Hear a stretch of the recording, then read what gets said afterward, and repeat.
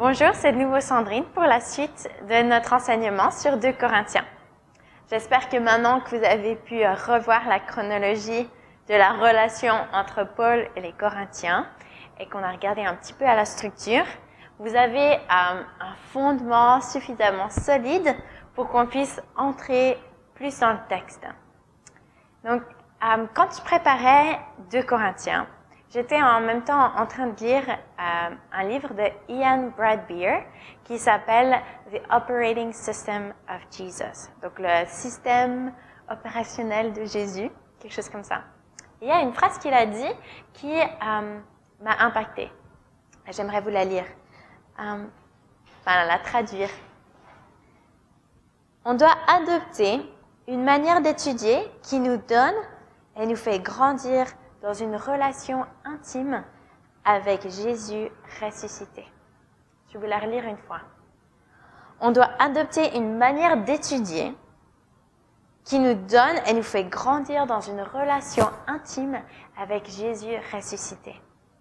Et c'est vraiment ma prière alors que vous étudiez 2 Corinthiens, que vous puissiez grandir dans une relation intime avec Jésus. 2 Corinthiens, c'est vrai, c'est beaucoup au sujet de Paul et des Corinthiens, mais il y a tellement de Jésus là-dedans. Jésus qui est pour les relations, à 100%. Il est venu, il est mort sur la croix pour qu'on puisse être réconcilié avec Dieu le Père, pour qu'on puisse avoir une relation de fils de Dieu et pour qu'on puisse avoir une relation de frères les uns avec les autres. Et il y a tellement de beauté et de richesse par rapport à l'évangile dans 2 Corinthiens. Et j'aimerais vous encourager, alors que vous étudiez, que vous faites vos tableaux verticaux, vos IDB, peut-être que c'est un peu fatigant et que vous en avez marre, mais ne perdez aucune opportunité, aucune, de rencontrer Jésus à travers de tout ça. Et il veut vous aider, il veut se manifester à vous au travers de votre étude. Et le Saint-Esprit, il est là pour vous aider. Et honnêtement, 2 Corinthiens, ça touche beaucoup aux émotions. Ça touche aux relations, ça touche au non-pardon. Ça va peut-être faire ressortir des relations difficiles, des confrontations qui se sont passées, qui ne sont pas toujours très bien passées. Et c'est l'occasion de régler ces choses et d'inviter le Saint-Esprit à venir toucher vos émotions. Et c'est ce que j'ai envie de prier pour nous aujourd'hui, alors qu'on étudie 2 Corinthiens. Jésus, au travers de cet enseignement, au travers de cette étude de 2 Corinthiens, on veut rencontrer Jésus. On veut grandir dans une relation intime avec toi. On veut découvrir la beauté de Jésus ressuscité, la puissance de la vie du ressuscité et de l'Évangile. Saint-Esprit, on a besoin que tu ouvres nos yeux à la vérité qu'il y a dans ce livre. Et Saint-Esprit, on a besoin que tu viennes toucher nos émotions, que tu viennes nous guérir, que tu viennes nous consoler, que tu viennes nous restaurer, que tu viennes faire ton œuvre en nous. On ne veut pas étudier avec nos cerveaux seulement, mais on veut étudier avec toute notre personne. Alors Saint-Esprit, viens, on t'invite. Je prie pour chaque personne qui est en train de regarder cette vidéo, qui puisse être touchée par le message que tu veux leur transmettre au travers de 2 Corinthiens. Amen. Ok, alors on va s'attaquer au texte. Je vous encourage à ouvrir votre Bible, 2 Corinthiens. On va faire un peu chapitre par chapitre, certains passages un peu plus en détail que d'autres, et surtout l'introduction, on va la regarder plus en détail, parce que souvent, Paul, il est intelligent, il commence très fort dans son introduction, avec tous ces thèmes un peu qu'il va développer plus dans la suite de l'enseignement. Donc c'est important qu'on comprenne bien l'introduction. Donc, Paul, il écrit avec Timothée. Timothée, comme on l'a vu dans la chronologie, il a déjà une relation avec les Corinthiens. C'est lui qui avait apporté la première lettre.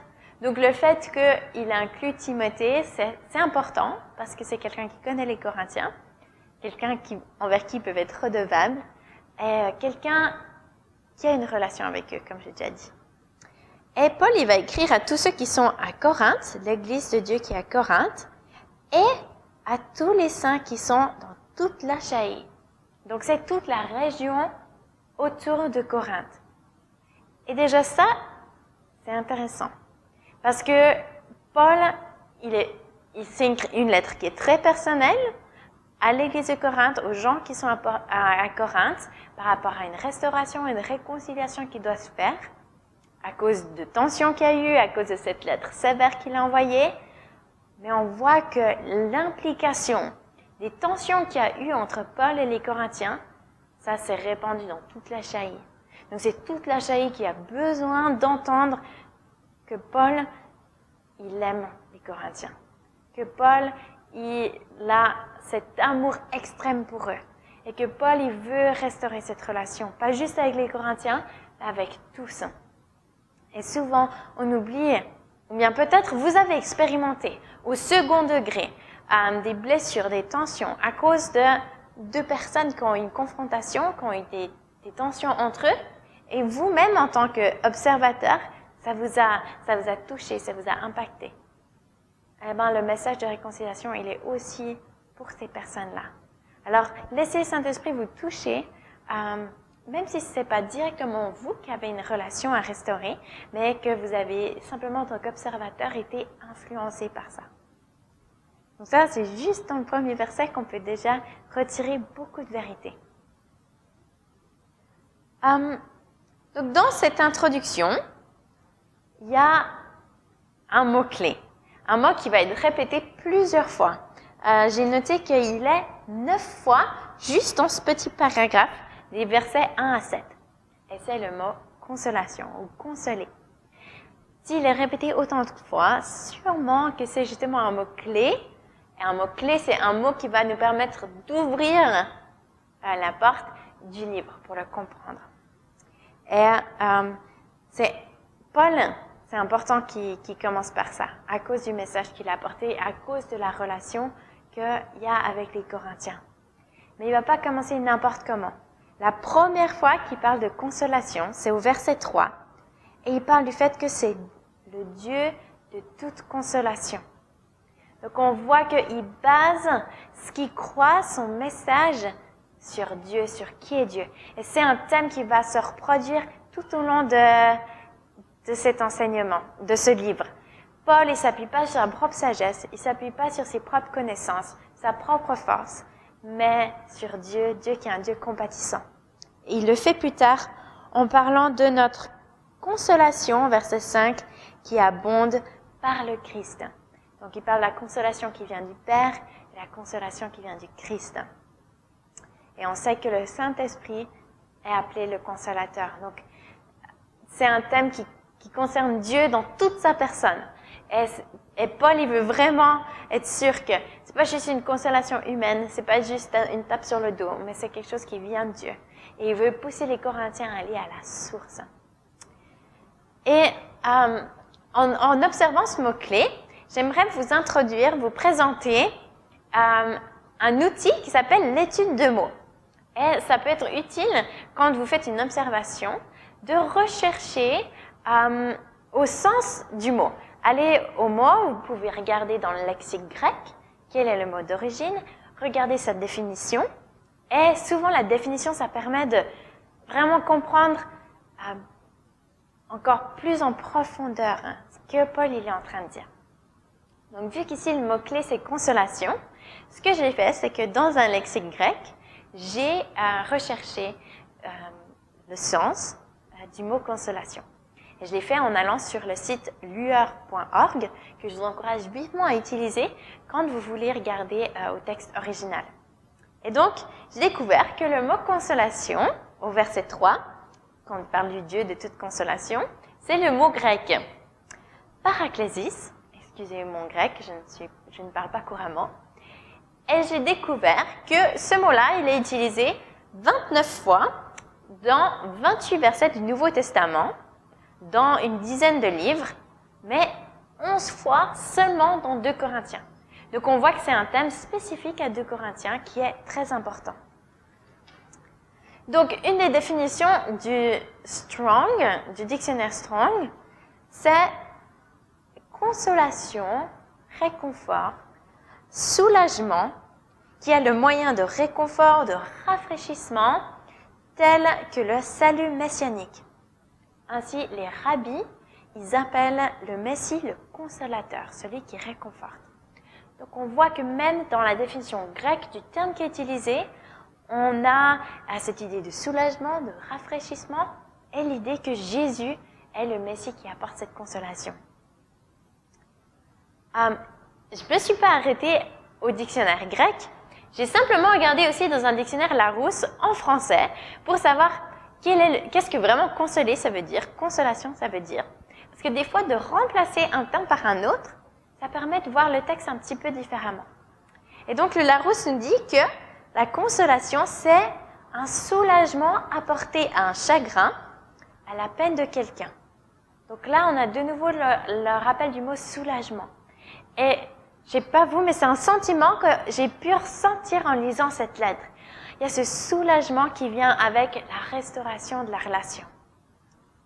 Une autre définition, c'est sujet de satisfaction, de joie au milieu des épreuves. La consolation, ça se passe dans un temps d'épreuve. Et ça, c'est aussi quelque chose qu'on voit beaucoup dans 2 Corinthiens. Paul, il rappelle les difficultés, les afflictions, les épreuves qu'il a dû traverser. Mais en même temps, la joie, il parle beaucoup de joie, de se réjouir. Comme quoi, ce n'est pas des choses qui sont opposées. Mais il parle encore de nouveau de rafraîchissant. C'est quelque chose de rafraîchissant. J'ai regardé, donc ça c'est des consolations, on va regarder juste consoler maintenant, qu'est-ce que ça veut dire? Et c'est soulager quelqu'un qui a de la peine, ou on peut dire apaiser, adoucir. Donc c'est le contraire de, on va jeter de l'eau sur le feu, on va adoucir, on va mettre un pansement, on va soigner, apporter un réconfort.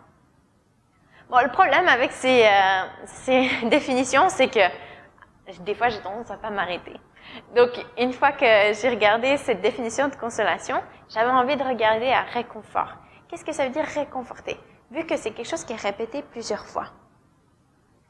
Et là, réconforter, c'est aider quelqu'un à supporter une épreuve en leur donnant des raisons d'espérer. Et donc, on a la notion de l'espérance qui est importante. Et même Paul, en fait, à la fin de son introduction, il parle de cette espérance. Il dit « Et notre espérance à votre égard est ferme, car nous le savons, comme vous avez part aux souffrances, vous avez part aussi à la consolation. » Donc il dit « Les souffrances, c'est pas tout, vous pouvez espérer dans la consolation. » Ça, c'est ce que le réconfort, la consolation produit. Mais dans cette petite introduction, on a aussi la répétition, ou bien, disons, un mot qui est important pour le reste de la lettre, et c'est « affliction ». Il va le répéter de nouveau. Rappelez-vous de Acte 18, où Jésus il vient encourager Paul, qui est dans la crainte, où on a des persécutions qui se passent. Donc, gardez cet arrière-plan en tête quand vous pensez aux afflictions. Quels sont le genre d'épreuves que les Corinthiens y traversent? Peut-être simplement les tensions, les confrontations avec Paul, la pression des gens autour d'eux, la persécution des Juifs, toutes ces choses-là. Réfléchissez à qu'est-ce que ces mots peuvent vouloir dire pour les premiers lecteurs. Et ensuite, Paul, il va leur donner le but d'être consolés. Donc, le but d'être consolés, on le reconnaît quand il dit « afin que nous puissions consoler ceux qui se trouvent dans toutes sortes d'afflictions ». Le but, c'est qu'ils puissent être consolés eux-mêmes et pas rester dans un état de victime, mais aider d'autres personnes à entrer dans la consolation et la restauration. Donc, il y a une idée de compassion, de miséricorde qui est dans cette consolation qui va se transmettre. Réfléchissons aussi un petit peu à une mise en application personnelle. Je ne sais pas où vous en êtes personnellement. Peut-être que vous avez besoin de connaître ce Dieu de toute consolation. Que vous avez besoin d'être consolé par lui, qui vous réconforte, qui vous rafraîchisse, qui vous redonne une raison d'espérer, qui adoucisse les blessures qui ont été créées. Alors, je vous invite à appeler le Dieu de toute consolation à venir vous remplir, à vous toucher, à restaurer vos émotions. Et ça commence peut-être par reconnaître qu'il y a des blessures, reconnaître qu'il y a des relations qui font mal, que de penser à une certaine personne, ça nous fait mal. Et c'est pas forcément agréable, mais Dieu, il est là pour amener la consolation. Et il veut vous toucher. Et la prochaine étape après, ce sera de pardonner. Et Paul, il va en parler un peu plus dans la suite. Ça fait partie du processus de guérison, ça fait partie de la consolation, du réconfort et de la réconciliation. Alors je prie que Dieu il vous aide dans tout ce processus-là. Comme j'ai déjà mentionné, donc Paul il finit son introduction au verset 7 en parlant d'espérance. Et c'est quelque chose d'important. Que les souffrances, c'est pas la fin. Il y a de l'espoir pour de la joie. Et moi, je pense que Paul, il devait réfléchir à Jérémie, avoir Jérémie en tête quand il parle de ça, de cette espérance. Parce que Jérémie, il parle beaucoup d'espérance dans la souffrance. Dans Jérémie 31:13, il dit « Alors la Vierge se réjouira à la danse, les jeunes hommes et les vieillards également. Je changerai leur deuil en gaieté et je les consolerai, je les réjouirai après leur tourment. » Donc on voit que les tourments, c'est pas pour toujours, qu'il y a la joie qui va être renouvelée. Encore une dernière définition, juste pour faire plaisir, c'est la définition de l'espérance. D'après le Larousse, ça nous dit que c'est un sentiment de confiance de l'avenir qui porte à attendre avec confiance la réalisation de ce qu'on attend, de ce qu'on désire. Donc voilà, c'est quelque chose de bon qui va venir. Puis on continue. Dans ma Bible, c'est pas très clair parce que j'ai une séparation en fait entre le verset 7 et 8. Mais je pense que à partir du verset 8, c'est quand même la suite de l'introduction. Vu qu'on a en effet le connecteur en effet qui nous donne la suite. Et Paul va donc donner un peu une narration de leur relation, ce qui s'est passé. Il va parler des difficultés, illustrer un peu ce qu'il vient de dire avec les difficultés que eux ils ont traversées en Asie. Je vais juste lire les versets 8 à 11. Nous ne voulons pas en effet vous laisser ignorer, frères, au sujet de la tribulation qui vous est survenue en Asie, que nous avons été accablés à l'extrême, au-delà de nos forces, de telle sorte que nous désespérions même de conserver la vie. Mais nous, en nous-mêmes, nous avions accepté notre arrêt de mort, afin de ne pas placer notre confiance en nous-mêmes, mais en Dieu qui ressuscite les morts. C'est lui qui nous a délivrés et nous délivrera d'une telle mort. Oui, nous espérons qu'il nous délivrera encore. Vous-mêmes aussi, nous assistons par la prière, ainsi plusieurs personnes auront obtenu pour nous cette grâce, et plusieurs en rendront grâce à notre sujet. Donc Paul, il parle des afflictions, des tribulations qu'il a traversées pour dire, je sais de quoi je parle, mais en même temps, toujours et dès le début, il montre à quel point il s'appuie sur Dieu. Que c'est pas une force qui vient de lui-même, ça c'est le thème de toute la lettre, c'est pas une force qui vient de lui-même, c'est une force qui peut s'appuyer sur Dieu, Dieu qui ressuscite. Et je sais pas si vous vous rappelez d'histoire dans Actes, où il est battu, où il est lapidé, au point où il croit qu'il est mort, et le lendemain, il va se lever et il va retourner dans un village. Et ça, il sait que Dieu, c'est celui qui donne la vie, c'est celui qui peut ressusciter, qui a la puissance. Et c'est pour ça qu'il n'a pas peur des afflictions. Et qu'il peut s'appuyer, qu'il appuie son espérance là-dessus. Il sait que Dieu va être fidèle. Et je trouve intéressant qu'ils disent à la fin qu'ils s'appuient aussi sur leur prière. Ça fait partie de l'introduction, de remercier, de louer les Corinthiens pour qui ils sont et pour leur prière. Et pour moi, c'est un encouragement aussi à continuer de prier pour ceux qui sont persécutés, à ceux qui sont dans les tribulations, à ceux qui sont dans les afflictions. Et je vous encourage à prendre juste un moment maintenant pour prier pour ceux qui sont en train de souffrir pour l'Évangile. Voilà, à partir du verset 12, donc on va entrer dans le corps de la lettre, dans un nouveau segment, où là, Paul, il va se défendre d'accusations qui ont été faites contre lui, comme quoi il change toujours d'avis, qu'il n'est pas très stable. Entre autres, pour se défendre, il va s'appuyer sur leur conscience. Il va dire, notre témoignage, c'est notre conscience, que nous sommes conduits envers vous d'une manière qui est juste, qui est bonne. Et en gros, il va dire, mais vous êtes témoin, vous avez vu que je suis digne de confiance. Et il va s'appuyer aussi sur Dieu, ce que Dieu il pense de lui. Et il va rendre gloire à Dieu pour ce que Dieu il a fait. Donc ça, c'est c'est un sujet de gloire, au verset 14. Et à partir du verset 16, il va commencer à expliquer pourquoi il a changé de plan.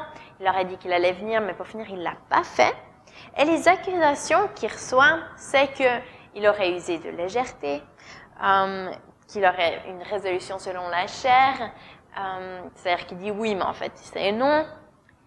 Mais Paul, après, ce qu'il est inquiet, c'est pas juste de se défendre de sa propre intégrité. C'est pas qu'il a envie juste que les gens lui fassent confiance. Mais ce qu'il réalise, c'est que là, il est en train de défendre Dieu. Il est en train de montrer que ces changements de plan, ça ne doit pas influencer la vision que les Corinthiens ils ont de Dieu. Parce que Dieu, il est digne de confiance. Que quand Dieu dit oui, c'est oui. Que quand Dieu dit non, c'est non. C'est important qu'ils sachent ça. Qu'ils appuient, qu'ils défendent l'intégrité de Dieu. Et peut-être on va se demander, mais pourquoi est-ce qu'il fait ça? Mais imaginez, ces Corinthiens qui sont quand même des nouveaux chrétiens, nouveaux convertis, ils ont Paul qui va les confronter, qui leur dit qu'il va les visiter, puis qu'en fait il ne le fait pas. Donc ils se disent, mais est-ce que Paul il est vraiment digne de confiance? Et surtout, comment est-ce que Dieu va réagir? Est-ce qu'à la première confrontation qu'on va avoir avec Dieu, il va nous lâcher, comme Paul nous a lâchés? Réfléchissez un petit peu à ce que les Corinthiens ils pourraient penser alors que Paul a changé ses plans. Et que ce n'est pas juste une accusation contre Paul, mais peut-être ça peut déstabiliser ce qu'ils pensent de Dieu. Et moi, ça m'a défié personnellement de dire, est-ce que dans mon intégrité, je donne un bon exemple de qui est Dieu? Est-ce que dans ma manière de... Est-ce que je fais ce que je dis? Et comme on a vu, Paul, il a changé d'avis, c'est pas grave, mais c'est important qu'on soit des bons ministres de défendre que Dieu, il est digne de confiance et que Dieu, ses paroles, elles sont sûres, elles sont dignes de confiance. Je crois que c'est un peu tout sur ce passage que je voulais parler par rapport à la défense de Paul, comme quoi il change d'avis. Et ensuite, on va voir comment est-ce qu'on sait qu'on peut faire confiance à Dieu. Vu que c'est tellement important qu'il sache que Dieu est digne de confiance, il le dit qu'on le sait parce que au verset 22, il nous a marqués de son sceau et a mis sur nos cœurs les arts de l'esprit. Personnellement, j'ai de la peine avec des termes techniques comme les arts, donc j'ai eu besoin de chercher dans le dictionnaire qu'est-ce que ça voulait dire. Vu que ça doit être quand même un argument clé, parce que Paul il va le répéter plus tard dans le livre, et il en a déjà parlé un petit peu dans Éphésiens, en parlant des gages que le Saint-Esprit nous donne. Et donc les arts, c'est de l'argent qui, dans un paiement, est donné en attendant que le solde soit payé. Donc le Saint-Esprit, le fait qu'on ait le Saint-Esprit, c'est la confirmation que Dieu va accomplir tout ce qu'il a promis. Le fait qu'on a le Saint-Esprit en nous, c'est cette assurance. C'est que toutes ces promesses sont oui en Jésus. Même si on ne le voit pas. Même si on ne voit pas, elles sont là et on peut compter là-dessus. Donc, quand vous doutez des promesses que vous avez reçues de Dieu, rappelez-vous que vous avez le Saint-Esprit en vous. Et parce que vous avez déjà le Saint-Esprit en vous, c'est la preuve que vous aurez le reste. Et demandez au Saint-Esprit de vous fortifier, de vous encourager à tenir ferme, à tenir bon pour la suite. Donc maintenant que Paul il a pu se défendre des accusations, il va leur donner, et qu'il a surtout défendu Dieu, il va leur donner une défense, leur donner les raisons pourquoi il n'est pas venu. Et c'est là qu'il parle de la lettre qu'il leur a écrite. Et vous avez vu au verset 23, le connecteur pour de raison. Donc pourquoi est-ce qu'il n'est pas venu? C'était pour vous ménager qu'il n'est pas allé à Corinthe. Et c'était aussi pour qu'ils puissent restés dans la joie. C'est ça, toutes ces raisons-là. Et donc, au verset 2, il nous dit qu'il a jugé bon, chapitre 2, verset 1, « J'ai jugé bon en moi-même de ne pas retourner chez vous dans la tristesse. Car si moi je vous attriste, qui peut me réjouir sinon celui qui est attristé par moi? » Donc, le but, c'était qu'il n'est pas allé pour pas créer plus de tristesse, pas créer plus de tension, mais qu'il puisse y avoir de la joie et de la réconciliation. Il y en a qui disent que celui qui est attristé par moi, c'est peut-être l'homme dans 1 Corinthiens 5 que Paul a confronté et qui a dit que peut-être il devrait quitter l'Église s'il ne change pas. Donc voilà, c'est ce que les personnes parlent. Mais bref, on voit que dans toute sa défense, Paul, le plus important, c'est qu'il veut que l'image de Dieu, elle ne soit pas affectée, mais qu'il connaisse que c'est par amour. C'est par amour qu'il n'est pas allé, qu'il a changé ses plans. C'est pas parce qu'il s'en foutait, c'est pas parce qu'il avait d'autres choses plus importantes à faire, mais c'est parce qu'il les aimait trop pour les blesser. Et puis c'est peut-être ça aussi quand il dit au verset 15 du chapitre 1, afin que vous ayez une seconde grâce, qu'il n'est pas allé les visiter pour éviter qu'il y ait encore une confrontation difficile.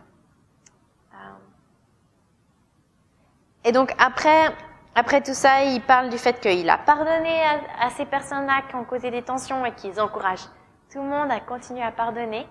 Et c'est ça, ça fait partie du message de la réconciliation, le pardon. En sorte que vous devez bien plutôt lui pardonner et le consoler, de peur qu'il ne soit accablé par une tristesse excessive. Et au verset 10, « Or, à qui vous pardonnez, je pardonne aussi. Et pour ma part, ce que j'ai pardonné, si j'ai pardonné quelque chose, c'est à cause de vous, en présence de Christ. » Donc, il dit, c'est bon, c'est pardonné. Tout ce que vous pardonnez, moi, je pardonne aussi. Parce que je vous aime. Donc, pardonnez-moi d'avoir changé mes plans. En gros, c'est un peu ça aussi le message qu'il va transmettre à ses lecteurs. Et il termine ce passage en parlant de Satan. Il va dire au verset 11, « Tout ça, le pardon, c'est afin de ne pas laisser à Satan l'avantage sur nous, car nous n'ignorons pas ses desseins. » C'est un peu une phrase rhétorique qui va dire que nous n'ignorons pas ses desseins. Ça veut dire qu'on est censé les savoir. Quels sont les desseins de Satan? C'est la division, c'est le non-pardon, c'est l'amertume, c'est la tristesse, mais qui est de la dépression, la mauvaise tristesse, pas la tristesse qui amène à une repentance. Et moi, ça me défie de réfléchir, est-ce que vraiment je connais les desseins de Satan? Parce que bien sûr, je vais dire, bien oui, je lis ça, puis je me dis non, j'ignore pas les desseins de Satan. Et pourtant, je réalise pas l'influence que ça peut avoir sur ma vie. Donc, je vous encourage, si vous voyez qu'il y a du non-pardon dans votre vie, à les régler, pour pas que Satan ait un droit sur vous. Et ça, c'est un des messages que Paul, il a dans cette défense de pourquoi il n'est pas allé les voir. Et dans la prochaine partie, il va parler de la nouvelle alliance, mais tout ça, on va voir dans une prochaine vidéo. Voilà, c'est vous.